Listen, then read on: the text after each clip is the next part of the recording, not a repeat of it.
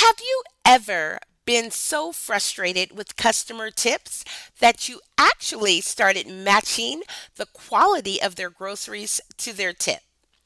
Yep, I did it and it changed the way I shop. Stick around because this story is hilarious and frustrating. And in case you didn't know, my name is T. I've been a full time, full service Instacart shopper for over 8 years and I've done over 10,000 batches. So here's what happened. I started noticing a pattern. Some customers were giving really small tips, like acceptable, but barely there. And I thought, why should I go above and beyond for that? So for about a month, I did something unusual. I literally matched the produce to the tip. Small tip, I got a small head of lettuce, a small head of cauliflower, a tiny stalk of celery. Everything just barely acceptable, just like their tip. Now, is that fair? Absolutely. They got what they paid for.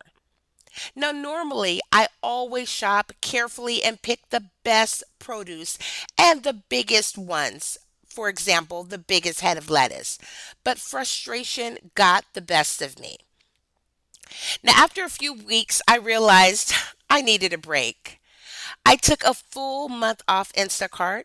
I went on a little vacation and I came back with a fresh perspective. Now, when I returned, I made a new rule for myself. If the tip isn't enough to do exceptional service, I simply won't take the batch. It was liberating. I stopped wasting energy on low tipping customers and I focused my attention on batches that actually rewarded my effort. Now, the lesson, your time and effort are valuable. You don't owe exceptional service to someone who won't appreciate it. And honestly, if you set boundaries, your stress goes down and your tips go up because you're putting energy where it matters. So, yes, I played a little match game with produce, but it taught me how to value my work and my time. Now, if you've ever felt frustrated with customer tips, comment below. I want to hear about your story.